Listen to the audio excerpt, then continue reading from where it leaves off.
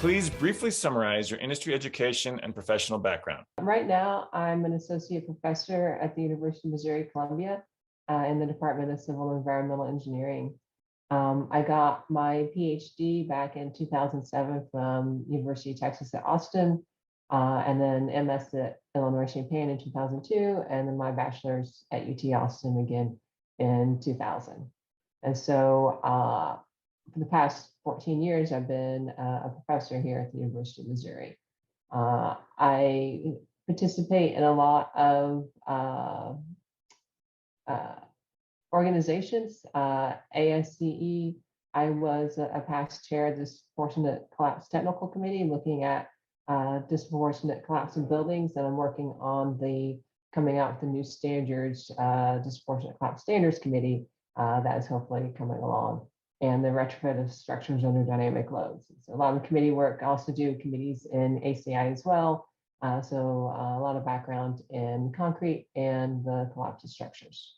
So please describe some of the work you've already done or are working on related to reinforced concrete and its role in building infrastructure. I started in this area back in 2007 when I got my PhD. My PhD topic was the use of CFRP to provide continuity in buildings vulnerable to collapse. And so CFRP is carbon fiber reinforced polymer, and we're looking at buildings that do not have structural integrity because they don't have continuous reinforcement. Is there ways you can use that CFRP to provide that continuity and reduce the likelihood of a large scale collapse?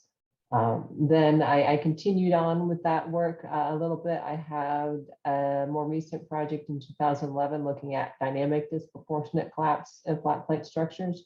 And so kind of investigating what the strength of that slab column connection is under dynamic loading rather than just the general static type loading. And then this most recent work, I've been working on the time-dependent response of reinforced concrete structures near collapse. And so instead of being dynamic, when we're looking at the other end of the scale and saying, okay, if the load's very static and it's there for a long time, is the strength as high as you would calculate with your normal calculation procedures? Please describe the $200,000 grant you received from the National Science Foundation and what this research will entail. So this grant is actually a collaborative grant with my collaborator, Dr. Ying Tian at University of Nevada, Las Vegas. And so I received about $220,000 and he received almost the same amount. And we're working collaborative on this topic of the time-dependent response of reinforced concrete structures near collapse. When we started to look into this topic, we're looking at what causes buildings to collapse. And we looked at previous cases of collapses, and there's several due to earthquakes and abnormal loading and things going on. But for a lot, there's no natural cause. There's no clear indication of what caused the collapse. The building's there, it's fine one day, and then the next day, it's a part of it has collapsed. And these have occurred in the US, usually on the smaller scale, usually just a portion of the building, like in a parking garage or something. But they have occurred internationally as well, such as the Sampoon department store in Korea that collapsed. It was a very catastrophic one. And so we're like, well, what actually leads from having a local damage to a large scale collapse? Is there some way we can understand that better and be able to give some warning signs or analyze that building a little bit better so we can either predict the collapse or know what to look for so it can be prevented? And so we started to look at this research, and Dr. Tian at UNLV, he's doing columns and beams to try to look at that type of behavior. And I'm looking at flat plate connections. So you have the slab and the column and what the effect of high levels of sustained load are on the strength of that connection. Do you have any thoughts on what may have caused the Surfside collapse at this point? I have some thoughts, and they echo what you had in your previous article. And so I think everybody's thinking along the same things, but it really is going to take some time to analyze the structure and the remains of it and determine what that is. But I really hope that we can learn a lot from that collapse to make better designs and decisions for our buildings. How do you think this research project will improve engineering techniques or infrastructure construction? The research project is like I said, is looking at behavior structures under high levels of sustained loads.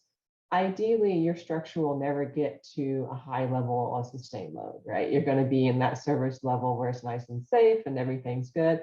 But if you have material degradation like corrosion or some sort of error in design or construction or overloading, you might have this high level. And so what I'm really hoping this research project can do is help us understand that behavior so that we can facilitate better interpretation of early warning signs and more prudent evacuation techniques, how we're going to stabilize that building, how you're going to repair and retrofit that building, and just overall make buildings more robust and safer, understanding that sometimes, even though we don't expect to have a high level of sustained load, sometimes that occurs. And if that should occur, how do we make that building safer? What might other engineers learn from this particular research? As I was going through the research, one thing I found that was really interesting is the ability of concrete to redistribute the loads. And so when we did our preliminary studies, there's lots of research in concrete, the material itself. If you put it under sustained load, that's about greater than 80% of the concrete compressive strength, it will eventually fail within a finite time, right? And that's already in the codes. People understand that, and that's fine. What's interesting in a reinforced concrete member, once you put the reinforcement in it, then as the concrete is having that kind of creep deformation under loading, the reinforcement starts taking up more load, and this member can't actually withstand. And some of the tests I've done, 95, almost 98% of the capacity without failing within, I have a test window of 30 days. And so it's really quite a strong system once you're able to reduce that load. And that's just a single member. And an entire structure where you can distribute to other connections and stuff, it could be even better. But buildings have a limit. They try to stay standing, they want to stay standing, but eventually there's nowhere else for it to go. And then that's when you have collapse. And what I'm really hoping is this research will help us understand those signs so that we can identify cases where buildings just, they can't take it anymore, and we can prevent these larger scale collapses. What advice would you give to other engineers seeking grants for research? How can they go about obtaining grants? It's a lot of hard work to obtain a grant, right? First thing you have to do is to have a good idea, and so have something that is really transformative, that's interesting and new, and addresses a need. And so, my need in this project was preventing collapse of buildings. It's just an area we haven't really understood or don't understand the behavior and structure quite so well. And so we want to look into that. And then you have to research it really well. You have to figure out what everybody's done before you and come up with a good plan of how you're going to answer your main research question. And then write a really good proposal, a really clear proposal that people can understand and read. It's like, hey, you're doing this and this is how you're doing it. And, it's hopefully if that all comes together and people like it, then you can obtain funding. I've gotten a lot of grants from NSF, National Science Foundation is really great source of grants, but also the transportation industries, Department of Defense industry, they also do research grants. And so there's a lot of opportunity out there, but you have to work really hard to succeed at it. Any tips from your experience to improve our readers' research? The first thought I have is to have a good plan of what you're going to do. Your planning is really important, and making sure the capabilities are there for your planned work.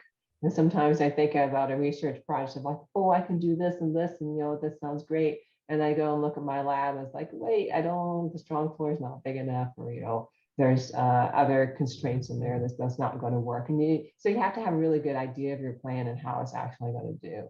And then the other thing is to build a good team. All this work that I'm doing, I'm not doing it on my own. If I didn't have my great collaborator, Dr. Chan, I wouldn't be able to do this. And then my grad students are awesome. My colleagues at the university, you need that good team to be able to work on that idea together, bring in other thoughts and analysis and get the best product. And then the last thing is really be ready to make changes, because even though you have this plan, it's like, oh, I think this will be easy. I originally thought when I started this project, if I put these structures under a high level sustained load, they fail in a few days, right? Because you can't carry that amount of load for that amount of time. And they didn't. So I had to revise my research plan and be like, okay, I'm going to have a longer testing period here, and make some alterations to the research, because it's a continually evolving process. And sometimes you just have to go, okay, this is what we're learning now, and so this is where we're going to go with that.